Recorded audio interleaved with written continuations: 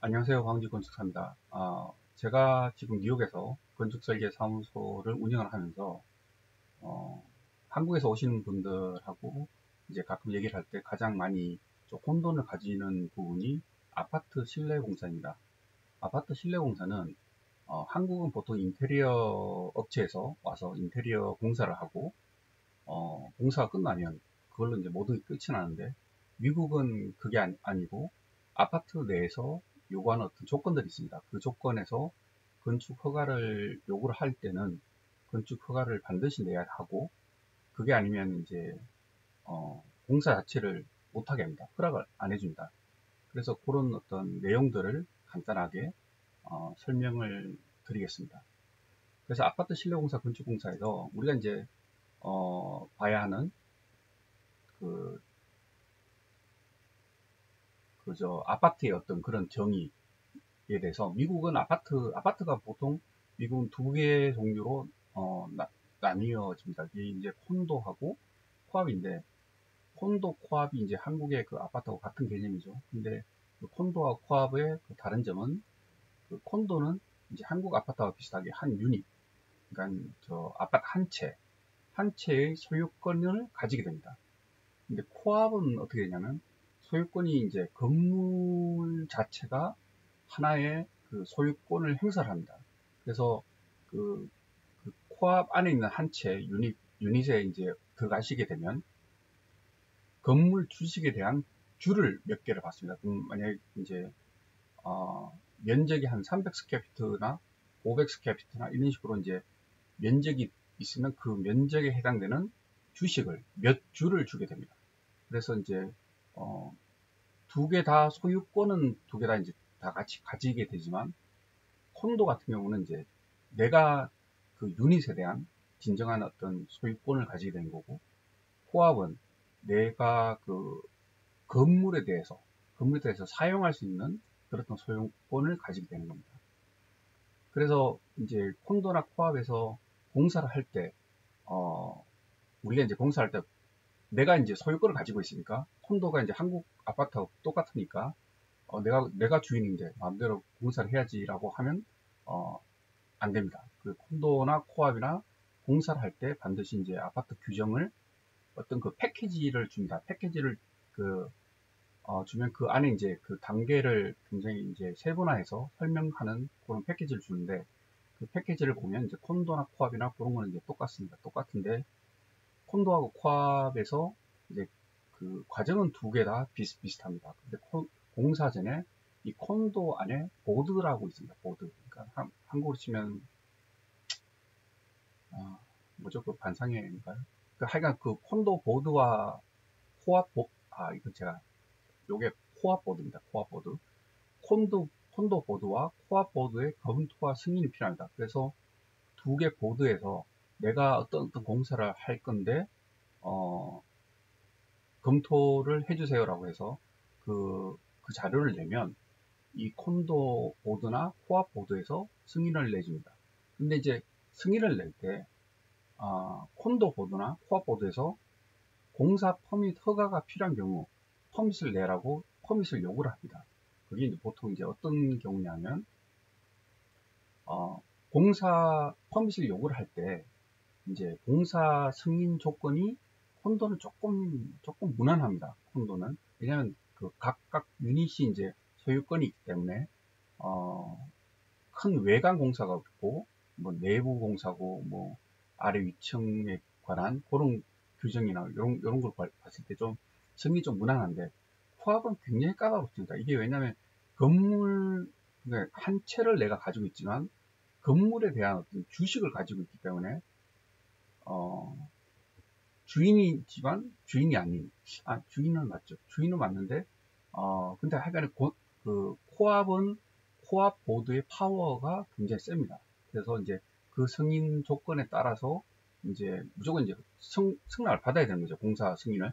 그 다음에 이제 퍼밋을 신청을 하는데 공사 퍼밋은 뭐가 필요하냐면 우리가 이제 좀 쉽게 얘기해서 이거는 그냥 쉽게 얘기하는 겁니다. 우리가 그 조명 전구 교체하는 거 외에는 사실 모든 공사는 펌이 필요합니다. 그 공사가 이제 목수공사는 건축 목수공사 반드시 필요하고, 플러밍 배관, 화장실 주방에 그 배관 파이프 공사는 당연히 이제 플러밍 공사 퍼밋이 필요하고, 전기 배선, 뭐 조명 아울렛 같은 거 추가나 제거하는 거, 이것도 이제 공사 필요하죠.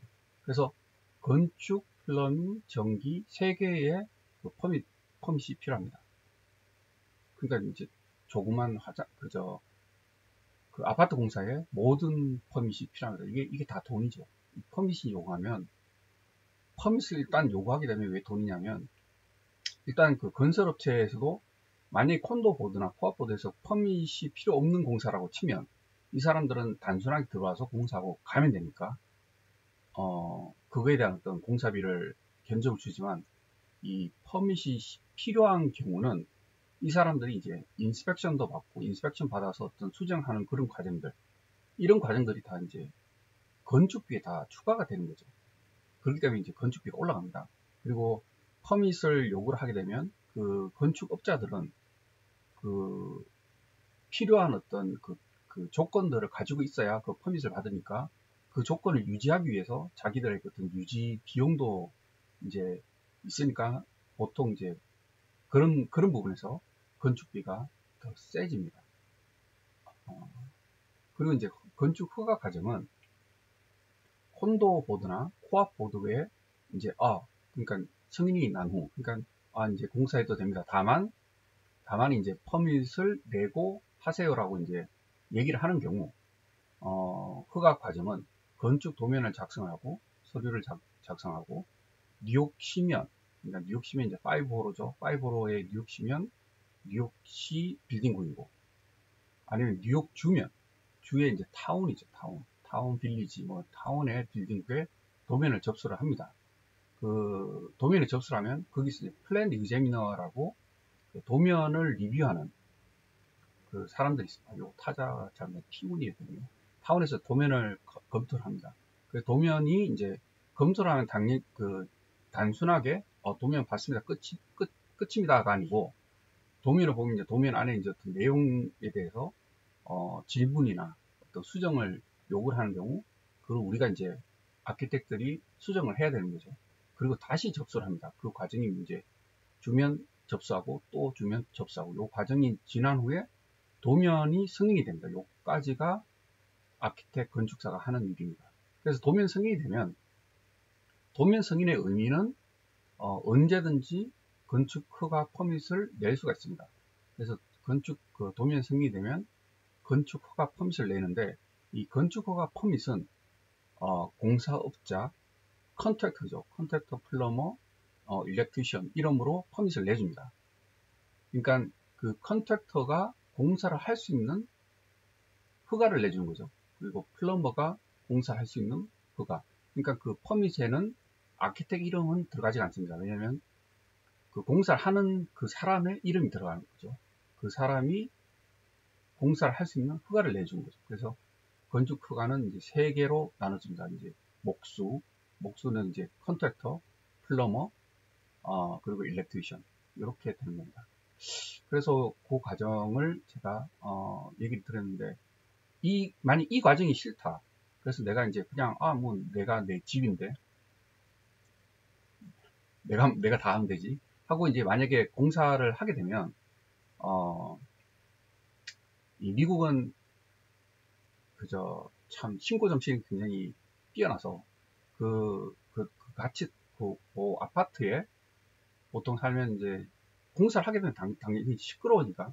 근데 시끄러운데 이제 앞에 퍼밋이 붙어 있으면 이거는 뭐 어쩔 수 없이 공사를 하는 거다라고 이제 알겠지만, 퍼밋이 없는 경우는 이제 시끄러우면 이제 막 신고가 들어가는 거죠.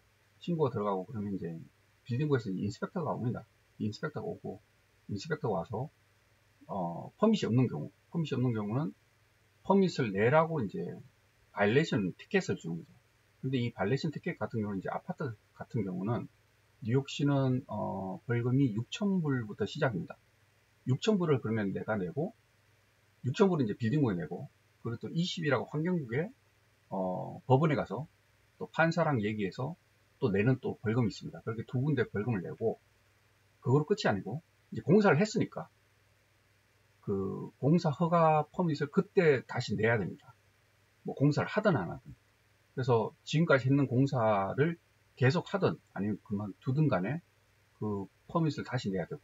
그러니까 그렇게 해서 나중에 이제 무허가 공사로 걸리는 경우는 굉장히 많은 비용과 스트레스를 받게 되는 겁니다. 그래서 이제 이 허가를 내야 되는데, 근데 이제 문제가 아까 말씀드렸지만 콘도보드, 코앞보드 중에서 코앞보드는 정말, 그러니까 내가 공사 허가를 내서 돈 들여서 허가를 내서 공사를 하겠다고 얘기를 하지만 그 허가 내서 하는 그 공사에 대한 승인도 굉장히 까다롭게 합니다. 그래서 이제 고생들 많이 하시죠. 그래서 코앞에 사시는 분들은 공사 자체를 뭐 포기하고 사시는 분들도 있고, 공사를 하려면 이 모든 과정을 굉장히 스트레스 받아가면서 진행하시는 분도 계시고, 근데 코앞보다는 콘도가 조금 더 쉽고, 콘도는 이제 소유권이 내 유닛에 완전히 있으니까, 그래도 그대로 까다로운 데는 굉장히 까다롭습니다. 콘도가 쉽고, 그거보다 쉬운 게 이제 개인주택이죠. 개인주택은 뭐 내가 어떻게 하든 허가만 내면 공사를 할 수 있으니까 그런 과정들이 있습니다. 그래서 제가 요거에 대한 조금 더한 디테일은 제가 나중에 또 시간 나면 제가 또 영상을 한번 올리겠습니다. 제가 그동안 조금 너무 오랜만에 영상 올렸네요. 그래서 제가 조금 더 열심히 자주 영상을 준비하겠습니다. 예, 감사합니다.